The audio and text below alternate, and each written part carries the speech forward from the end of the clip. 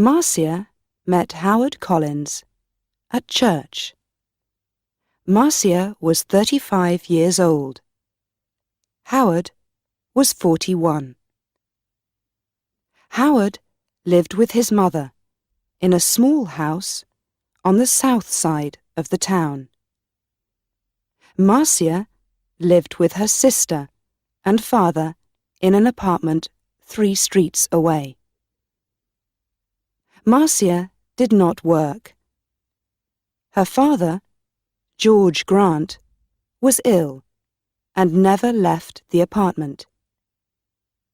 He stayed in bed most of the time and always needed somebody with him. So Marcia stayed at home with her father and only went out when her sister Karen was in the house. The 2 sisters were very different. Marcia was short, with a small, round face and short black hair.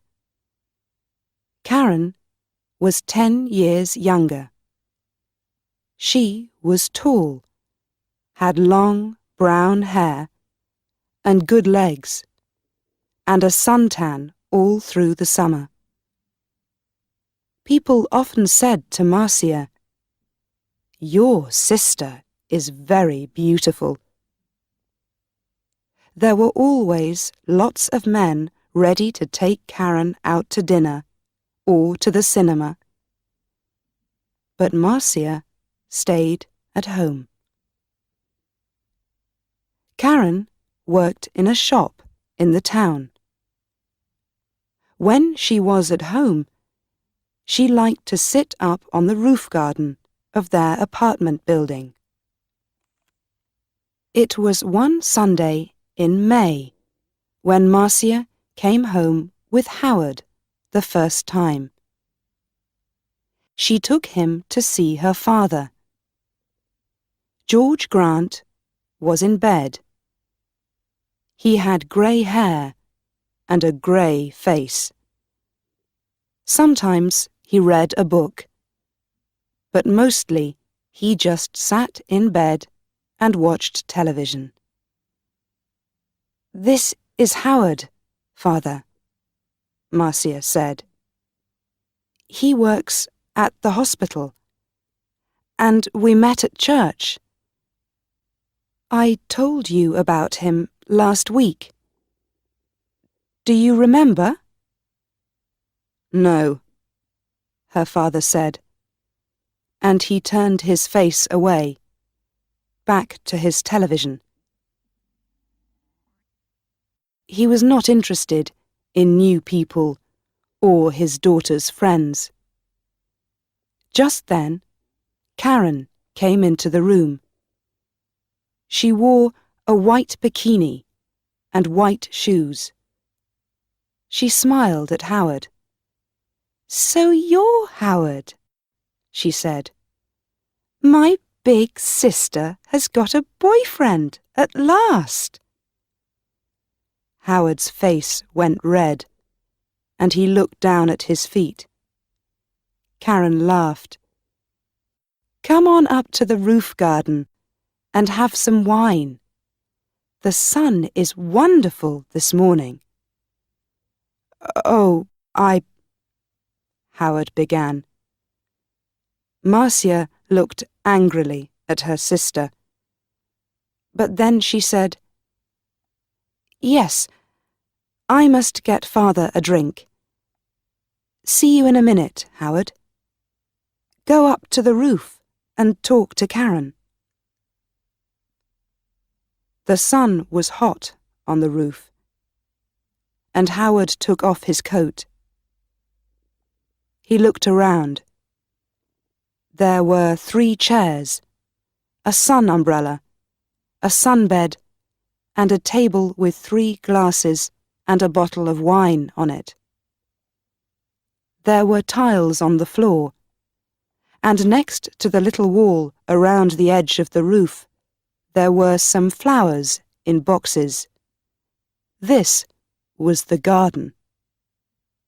Very nice, said Howard.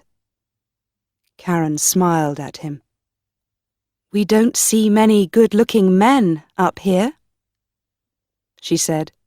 Sit down and have a drink. Howard's face went red again. He gave a shy little laugh. Oh, thank you, he said. He tried not to look at Karen's long, sun-tanned legs, but it was not easy. I come up here all the time when it's sunny, Karen said.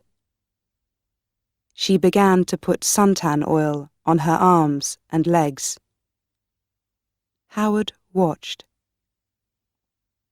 Then Marcia arrived, and the three of them sat in the sun and drank wine. Marcia looked at Howard with love in her eyes. She did not look at Karen. Karen watched them. Her eyes went from her sister to Howard and back again to her sister. She smiled. It was not a nice smile. Every Sunday morning after that, Marcia brought Howard home for a glass of wine after church. Howard stopped his car in the street outside the apartment building, and Marcia said, Sound the horn, Howard. Tell Karen we're here. Then she can get the wine ready.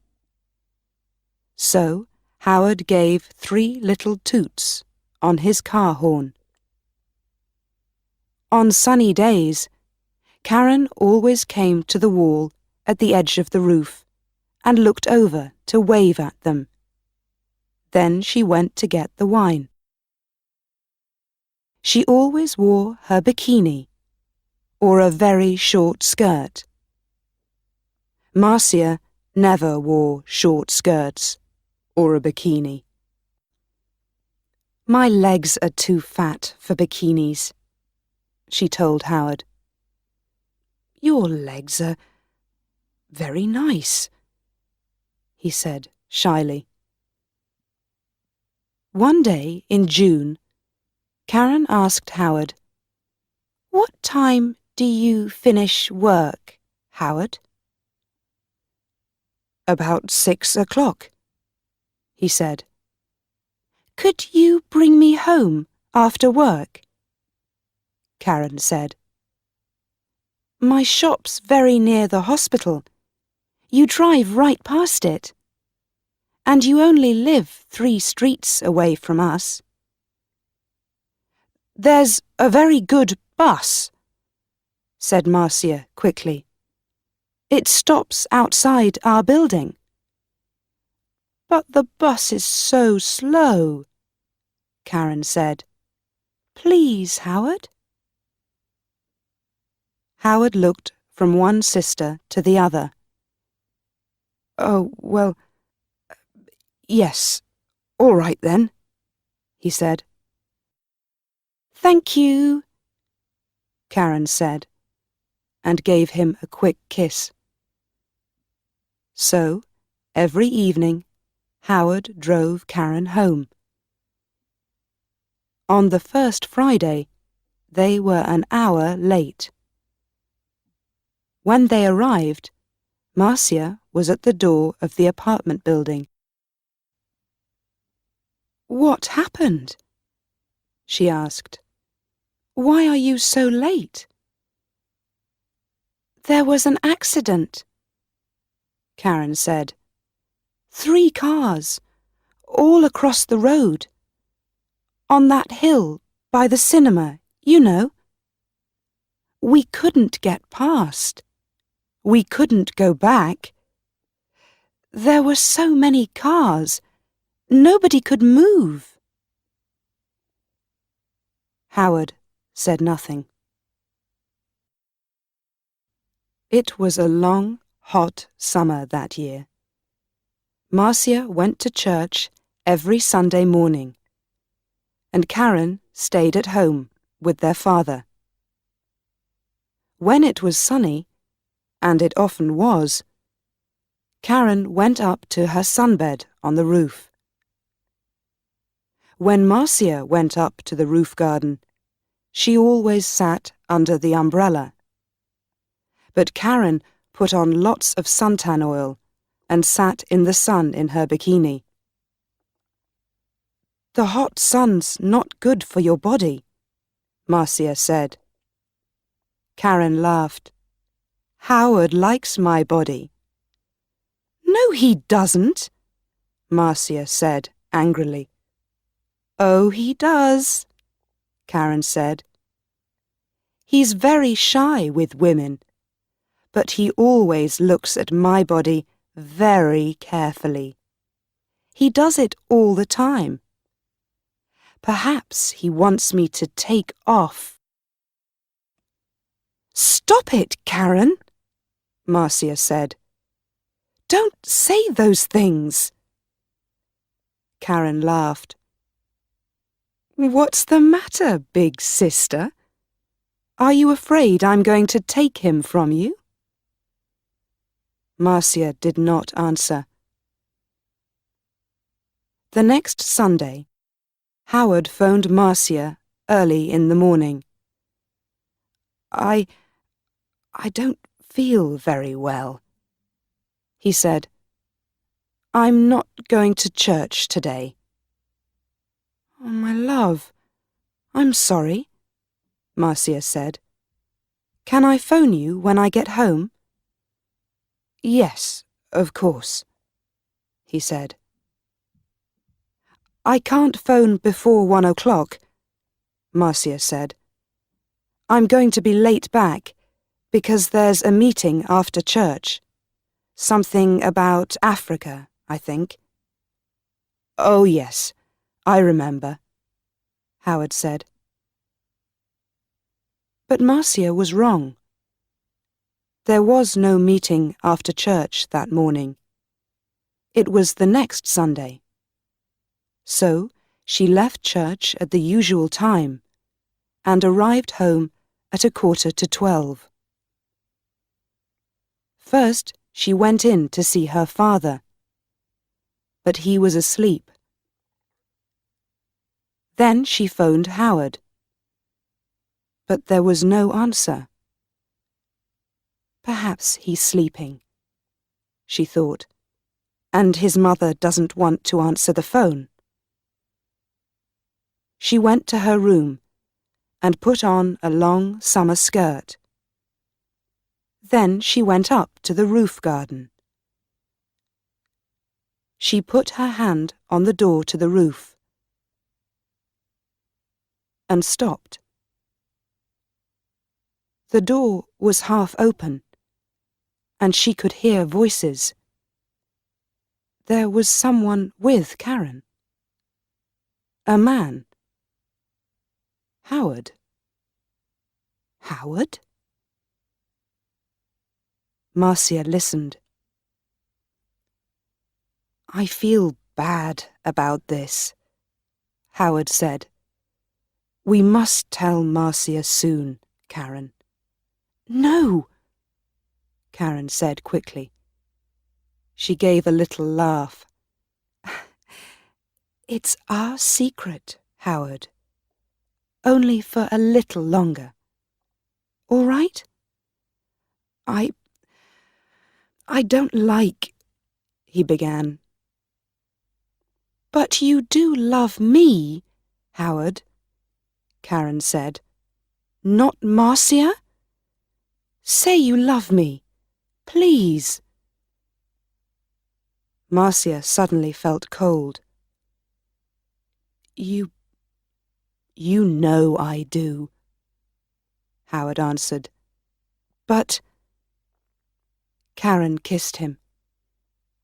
"It's our little secret." "Oh, is your car outside, my love? We don't want Marcia to see it." "I didn't bring my car," Howard said. "I walked here." "Good," Karen said. "But it's getting late. You must go, before she comes home." They kissed again. "See you tomorrow. Usual time, usual place," said Karen. "Now go."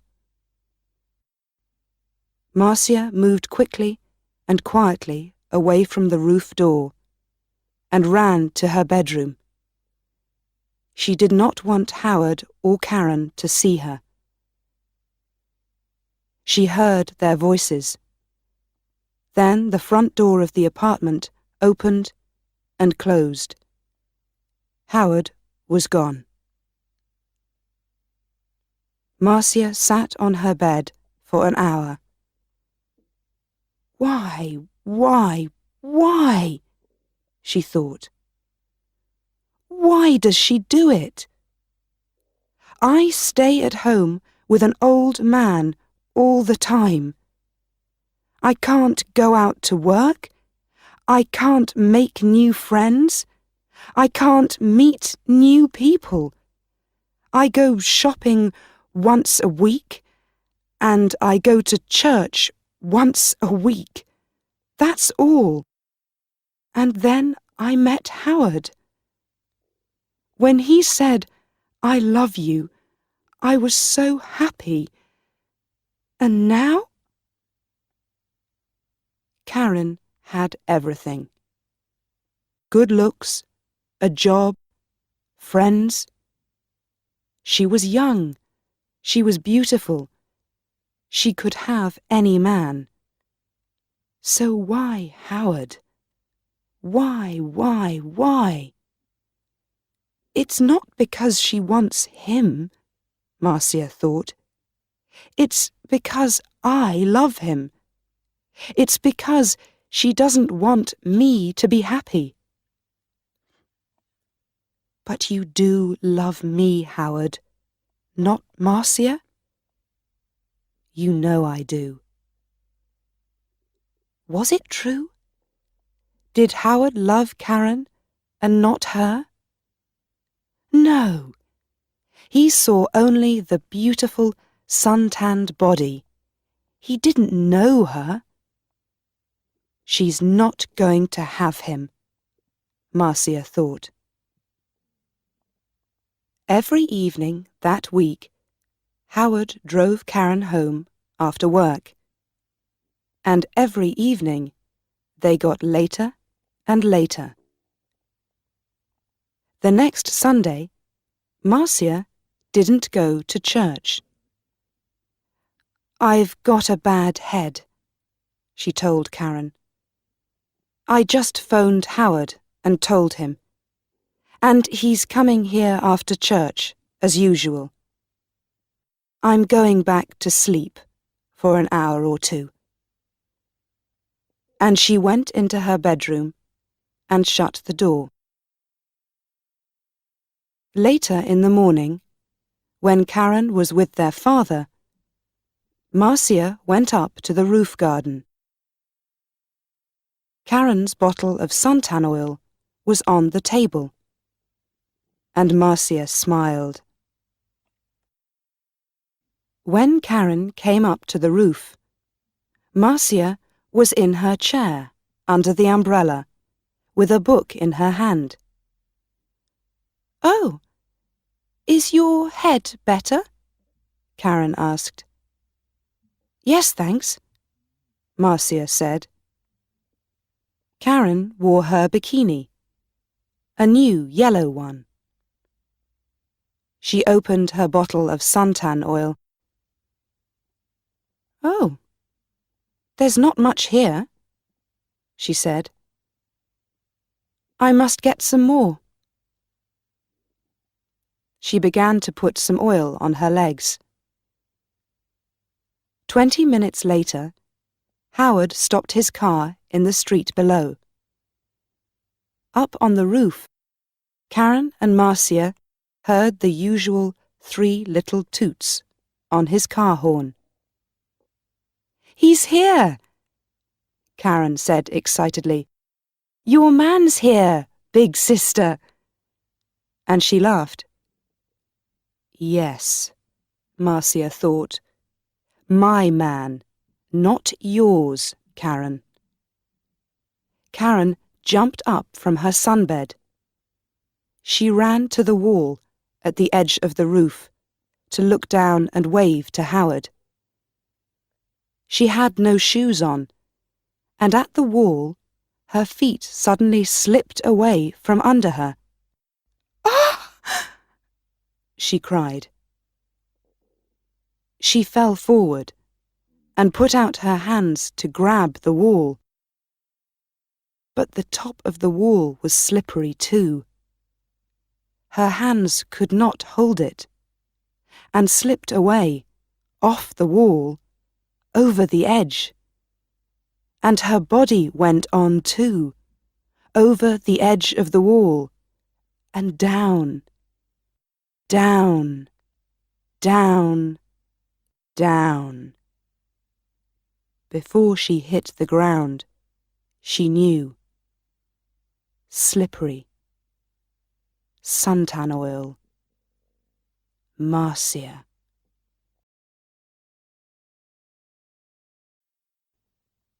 Marcia met Howard Collins